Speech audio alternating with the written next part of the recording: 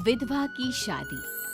सिर्फ 30 साल की थी नीलम जब एक कार हादसे में उसके पति की मौत हो गई। उसकी गोद में था उसका 4 साल का बेटा और ढेर सारी जिम्मेदारियां। नीलम को सजने संवरने और अच्छे कपड़े पहनने का बहुत शौक था, लेकिन पति की मौत क्या हुई, नीलम की तो जैसे दुनिया ही बदल गई। मेरे बेटे को गुजरे हुए अभी 1 साल भी नहीं हुआ और तूने गुलाबी रंग का कुर्ता पहना हुआ है। तुझे अपने पति के जाने का जरा भी गम नहीं है क्या? ऐसी बात नहीं है मम्मी जी, लेकिन पूरी जिंदगी सिर्फ रोकर तो नहीं गुजारी जा सकती ना। तो क्या करेगी? पार्टियां मनाएगी? अरे एक तो मेरा बेटा मर गया और तुम्हें कोई फर्क ही नहीं पड़ता। मम्मी जी, मेरा भी पति गया है और इस बात से मुझे कितना फर्क पड़ता है मैं आपको बता भी नहीं सकती। लेकिन अगर मैं रोती हूँ तो मेरा 4 साल का बेटा बहुत रोता है, अपने पापा को याद करता रहता है। उसे दिखाने के लिए ही सही मेरा ठीक से रहना बहुत ज़रूरी है। कुछ दिनों के बाद, मम्मी जी मैं नौकरी करना चाहती हूँ। लेकिन उसकी क्या जरूरत है? यहाँ घर में रह रहकर मेरा दम घुटता है। पूरा दिन मुझे अपने पति की याद आती है। कुछ देर के लिए ही सही घर से बाहर जाऊंगी तो शायद कुछ अच्छा लगे।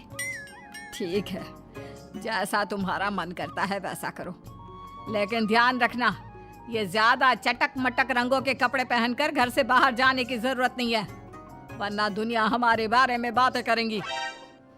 अपनी सास की बात मानकर नीलम सफेद रंग के कपड़े पहनकर ऑफिस जाना शुरू कर देती है। ऑफिस में नीलम की एक सहेली बनती है दिव्या। नीलम, तुम हमेशा ये सफेद कपड़े पहनकर क्यों आती हो? दिखने में इतनी सुंदर हो, जॉब करती हो, तुम्हें अच्छे से रहना चाहिए।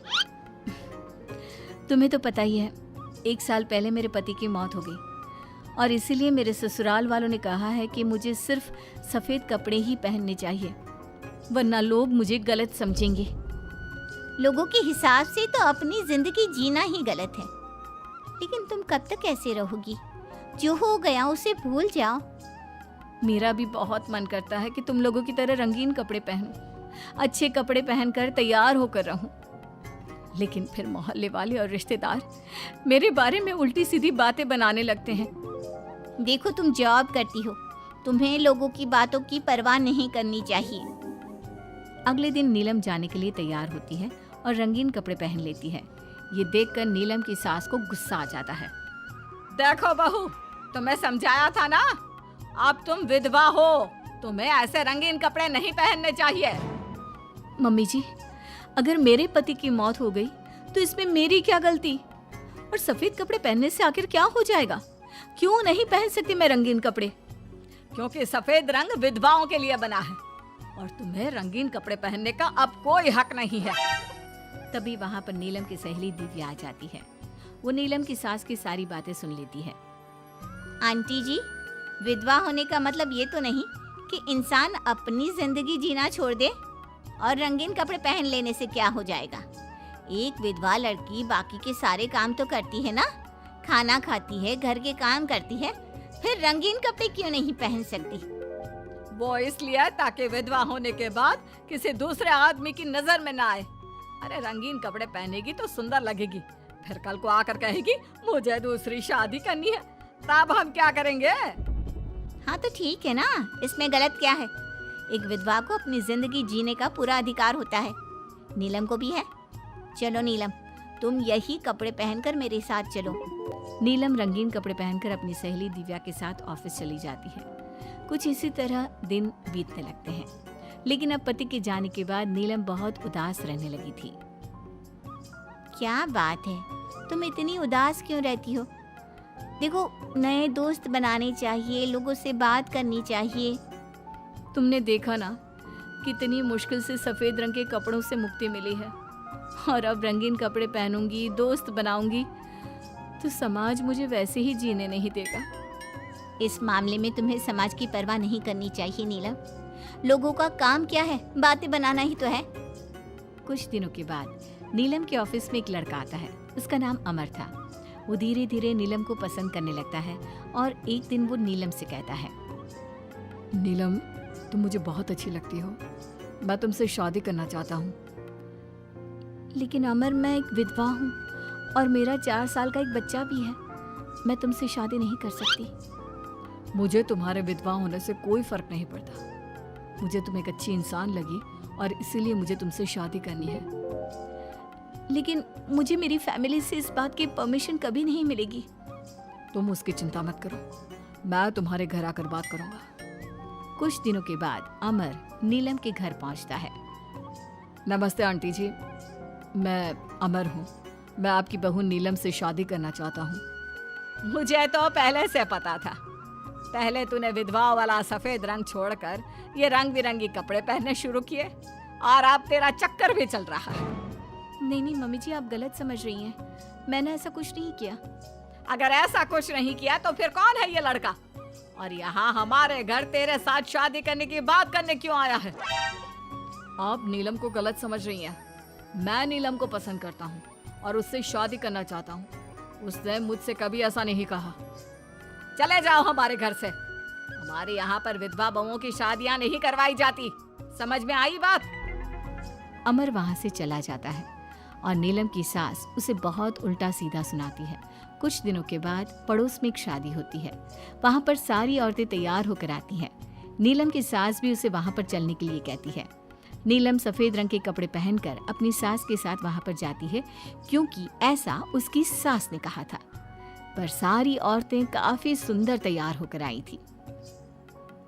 देखो तो मेरी साड़ी का कलर कितना सुंदर है, तुम्हें पसंद आया? और ये देखो मेरे कंगन, पिछले महीने ही दिलवाए थे मेरे पति ने। कितना अच्छा डिजाइन है ना? अरे तुम्हारी मेहंदी तो दिखाओ, रंग तो बहुत सुंदर आया है। लगता है तुम्हारा पति बहुत प्यार करता है तुमसे। और नहीं तो क्या। और वैसे भी ना, मुझे मेहंदी का ये लाल रंग बहुत पसंद है। अरे जरा उधर तो देखो, ये नीलम वहाँ पर क्या कर रही है? हम सबके बीच में विधवा का क्या काम? अरे इसका यहाँ होना तो मनहूसियत है। इसकी सास को इतना भी नहीं पता कि इसे यहाँ नहीं लाना चाहिए था। ऐसे सफेद कपड़े पहनकर बैठी हुई है, दूर से पता चल रहा है कि उसका पति मर गया। नीलम की सास ये सारी बातें सुन लेती है और फिर अपनी बहू के उदास चेहरे की तरफ देखती है। नीलम की सास को इस बात का एहसास होता है कि उसने अपनी बहू के साथ अच्छा नहीं किया। घर आने के बाद, नीलम, जरा मेरे पास आना बेटा। क्या हुआ मम्मी जी? मुझसे कोई गलती हुई है क्या? लो बेटा, बहुत सुंदर सुंदर और रंगीन साड़ियाँ हैं, ये सब तुम्हारे लिए। और सुनो, वो जो लड़का उस दिन घर आया था ना, क्या नाम था उसका? अमर। उसे कहना कि वो मुझसे आकर मिले। लेकिन अचानक क्या हुआ मम्मी जी? सब ठीक तो है ना? आप ये कपड़े मुझे क्यों दे रही हैं? और अमर से क्या काम है? बेटा, मेरे बेटे की मौत के बाद भी तुम मेरा इतना ख्याल रखती हो, नौकरी करती हो, पैसे कमाती हो। आज जब उस शादी में मैंने दूसरे लोगों की बातें सुनी, तब मुझे इस बात का एहसास हुआ कि विधवा होने के बाद भी तुम्हें जीने का अधिकार है। मम्मी जी, मैं कुछ समझी नहीं। देखो बेटा, जो चला गया वो चला गया, लेकिन आज के बाद तुम रंगीन कपड़े पहनोगी, खुश होकर रहोगी। और हाँ, मैं खुद तुम्हारी शादी अमर के साथ करवाऊंगी। लेकिन मम्मी जी, आप ये सब क्यों कर रही हैं? मैं तो आपके कहने पर सफेद कपड़े पहनकर शादी में गई थी। वही तो बेटा, मुझे अच्छा नहीं लगा। और ऐसा तो किसी किताब में नहीं लिखा कि विधवा होने के बाद एक लड़की को सिर्फ सफेद कपड़े पहनने चाहिए। अगर तुम ससुराल में रहकर अपनी जिम्मेदारी उठा सकती हो, तो फिर अपनी जिंदगी में सारी खुशियों पर भी तुम्हारा अधिकार है। नाचने वाली से शादी। दिनेश एक बार अपने दोस्त अमर की शादी में उसके गांव गया। दिनेश और उसके दोस्त शादी में जमकर मजे कर रहे थे।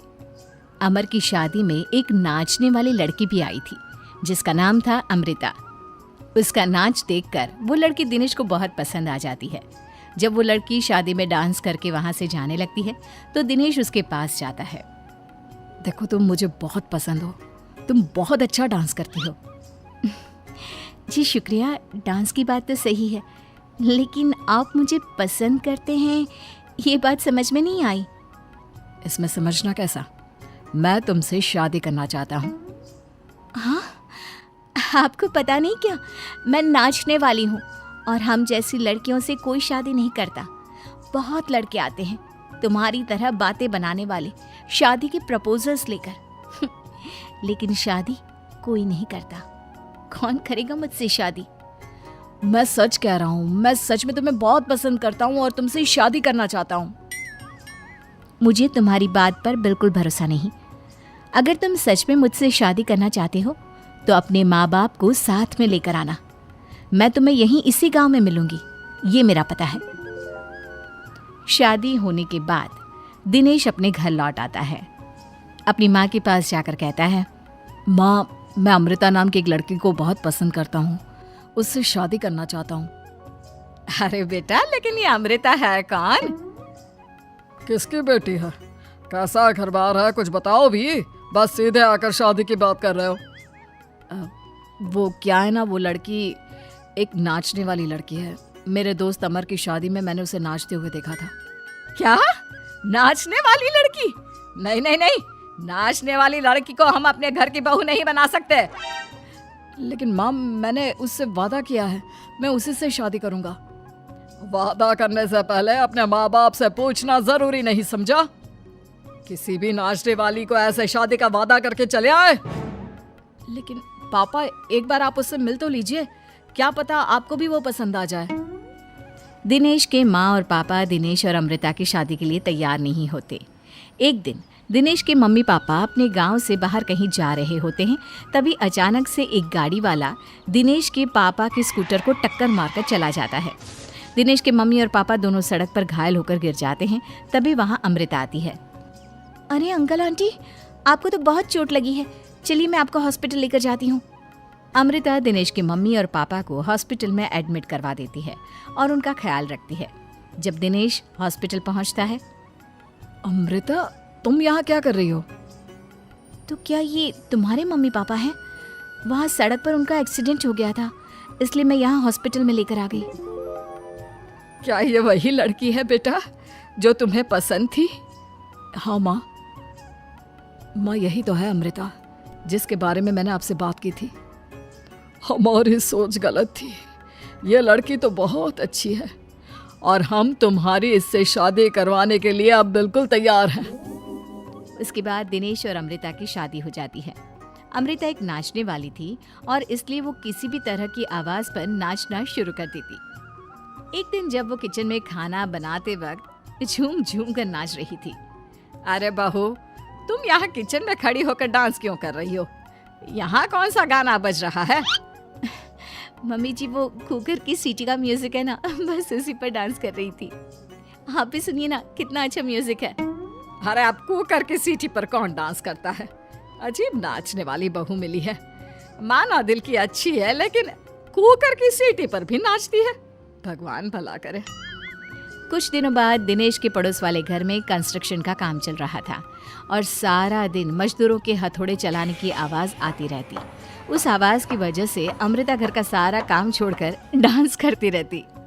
ये देखकर दिनेश के पापा कहते हैं, बेटा, तुम नाचने वाली बहू तो ले आए, लेकिन ये तो हथौड़ों की आवाज पर भी डांस करती है।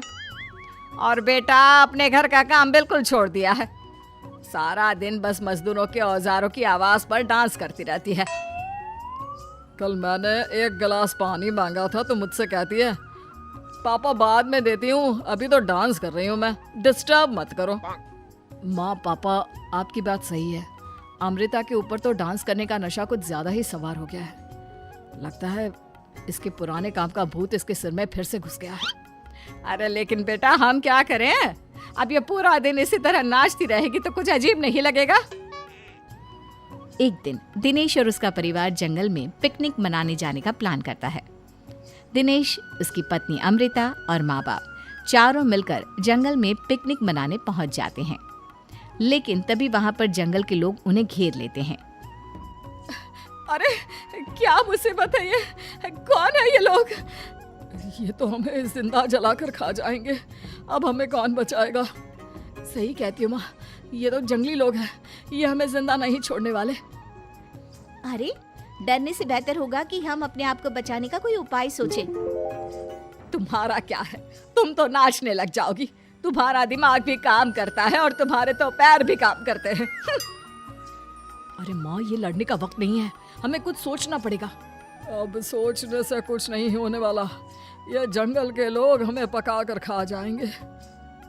वो जंगली लोग दिनेश और उसके परिवार के हाथ पैर बांधकर उन्हें मारने की तैयारी करने लगते हैं, लेकिन उससे पहले वो आग जलाकर जोर शोर से नाचते हैं। उन्हें नाचता देखकर अमृता के अंदर की नर्तकी भी बाहर आ जाती है और वो पेड़ से बंधे बंधे ही जोर जोर से अपने पैरों से ठुमके लगाने लगती है।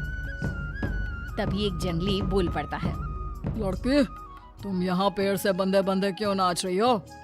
क्योंकि मुझे तुम जंगलियों से ज्यादा अच्छा डांस करना आता है। अरे जाओ जाओ, हम जितनी तेज डांस करते हैं उतना तो तुम कर ही नहीं सकती। लगा लो शर्त। अच्छा ठीक है, लगी शर्त। अगर तुमने हमसे ज्यादा अच्छा और तेज डांस किया तो हम तुम्हारे परिवार को जिंदा छोड़ देंगे। और अगर तुम हार गई तो हम तुम सबको जिंदा जलाकर खा जाएंगे। अच्छा ठीक है, मुझे तुम्हारी शर्त मंजूर है। अब बजाओ तुम्हारा जंगली ढोल, देखते हैं कौन कितना डांस करता है। वो जंगली लोग जोर जोर से ढोल बजाकर नाचना शुरू कर देते हैं। दिनेश और उसका परिवार उनके नाच की स्पीड देखकर दंग रह जाता है। अमृता भी उनके साथ बराबर से नाचने की कोशिश कर रही थी। धीरे धीरे अमृता ने अपने डांस की स्पीड को कम कर दिया। क्या हुआ, हवा निकल गई तुम्हारी? बढ़िया है हमसे जीतने वाली। बस 1 मिनट रुक जाओ, तुमको तो मैं अभी बताती हूँ। अब तक अमृता धीरे धीरे नाच रही थी ताकि वो सारे जंगली थक जाए और अमृता बाद में जोर जोर से डांस करके उन्हें हरा दे। और ऐसा ही हुआ। अमृता ने अब तेज स्पीड से नाचना शुरू कर दिया। सारे जंगली अब तक थक चुके थे। देखा, अब पता चला कौन ज्यादा अच्छा और तेज नाच सकता है। हाँ हाँ, तुम ही हमसे ज्यादा अच्छा और तेज डांस करती हो। हमने मान लिया, बहुत थक गए, बस भी करो। अरे अभी कहाँ से बस करो, तुम कहो तो मैं दिन रात लगातार नाच सकती हूँ। हम तुम्हारे आगे हार मानते हैं, तुम अपने परिवार को लेकर यहाँ से चली जाओ। देखा माँ, आज नाचने वाली बहू ने हम सबकी जान बचा ली।